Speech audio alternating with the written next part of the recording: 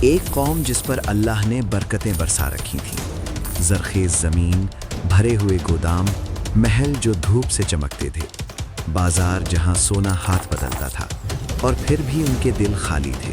انہیں لگتا تھا اگر اللہ ہم سے ناراض ہوتا تو ہمیں یہ مال و دولت نہ دیتا۔ تب اللہ نے ان کے درمیان ایک نبی بھیجا، نہ تاج نہ لشکر، بس حق کے الفاظ کے ساتھ، یہ بت تمہیں فائدہ نہیں دے سکتے۔ مگر جب اس قوم نے حد سے بڑھ کر انکار کیا اور نبی کے صبر کا پیمانہ چھلک گیا تو پھر آسمان نے فیصلہ سنا دیا۔ سمندر بولنے لگا، جہاں نہ زندگی کا یقین تھا نہ لازوالیت کا۔ اور وہیں سے شروع ہوتا ہے قرآن کا سب سے حیرت انگیز اور سب سے امید بھرا واقعہ، نینوا کا۔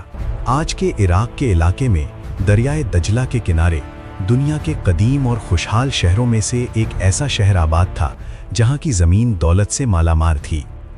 دریا کے راستے تجارت پھیلتی گئی اور لوگ اپنی خوشحالی میں اس قدر مگن ہو گئے کہ انہیں اللہ کے عذاب کا اندیشہ ہی نہ رہا۔ اللہ نے اس قوم کو ان گنت نعمتوں سے نوازا تھا جو بہت کم قوموں کو نصیب ہوتی ہیں، مگر افسوس کہ انہوں نے خود نعمتوں کو ہی اپنا مقصد حیات بنا لیا اور نعمتوں کے حقیقی داتا کو فراموش کر دیا۔ یہ وہ قوم تھی جو حضرت لوط علیہ السلام کے زمانے کے بعد اس سرزمین پر آباد ہوئی، لیکن وقت گزرنے کے ساتھ وہ پھر سے غرور، نفسانی خواہشات اور دنیاوی آسائشوں میں ڈوب گئی۔ قرآن مجید کی روح سے یہ لوگ شرک اور گمراہی کی مختلف شکلوں میں مبتلا ہو چکے تھے۔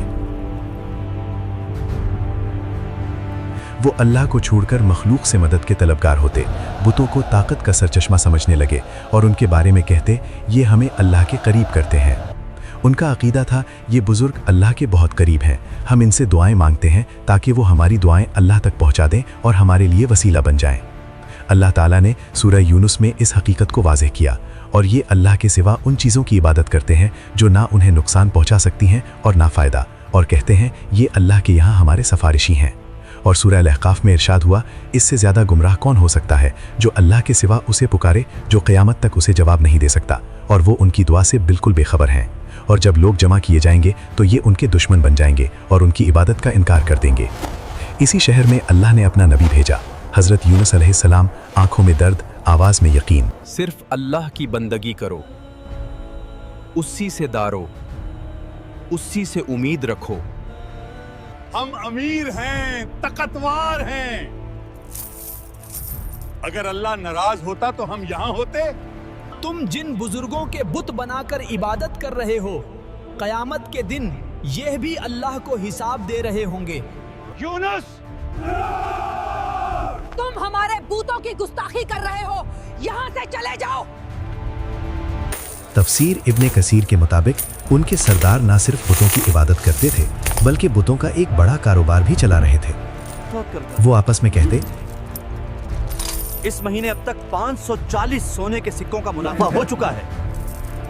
اب یونس کو کیسے بتائیں کہ اگر یہ لوگ اللہ کی عبادت کرنے لگے تو ہمارا منافع کیسے ہوگا؟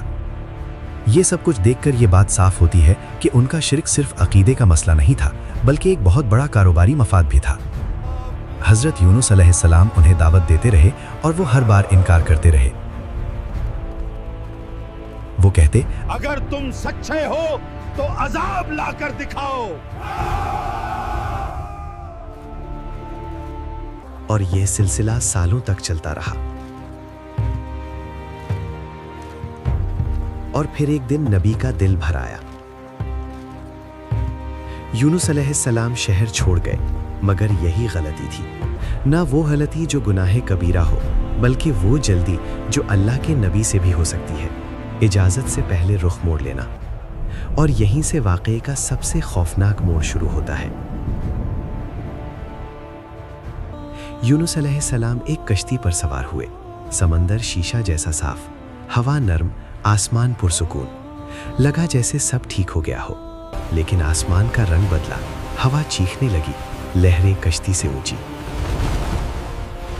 ملاح چلایا، وزن کم کرو، کشتی ڈوب جائے گی۔ سمندر جیسے کسی ایک شخص کو مانگ رہا تھا۔ فیصلہ ہوا، قرار ڈالا گیا، نام نکلا یونس۔ لوگ کہنے لگے، یہ تو نیک آدمی ہے، دوبارہ ڈالو۔ دوبارہ یونس، तीसरी बार यूनुस।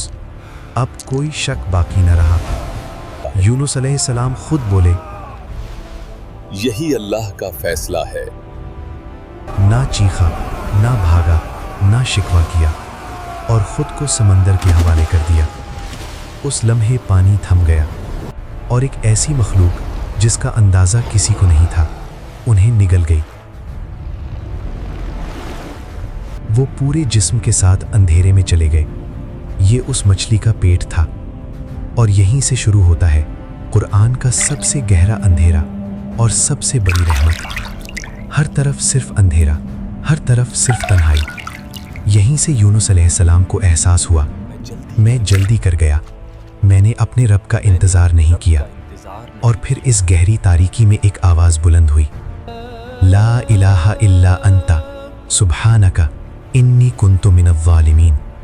ए अल्लाह, तेरे सिवा कोई माबूद नहीं, तू पाक है, बेशक मैं जालिमों में से हूँ।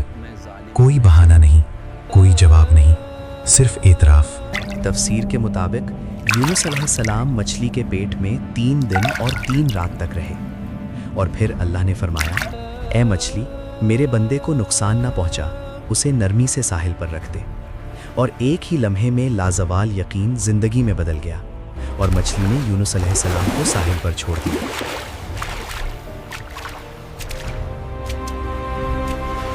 जिस्म कमजोर, जिल्द नाजुक, मगर सांस चल रही थी।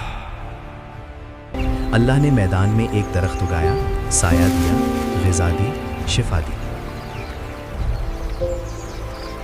जिस रब की जल्दी में नाफरमानी हुई, वही रब सबसे पहले संभालने वाला था।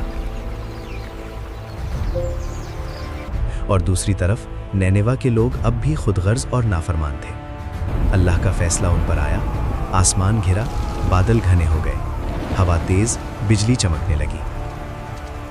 समंदर का पानी दरिया से बहकर शहर में आ गया। उन्हें समझ नहीं आ रहा था कि जो उनके लिए सिर्फ मजाक था, अब वो हकीकत का तूफान बन चुका था। वो सब लोग शहर में जमा हो गए और हर शख्स, हर औरत, हर बच्चा रो रो कर अल्लाह से माफ़ी मांगने लगा। अल्लाह से माफ़ी मांगो, अल्लाह से माफ़ी मांगो फ़ौरन।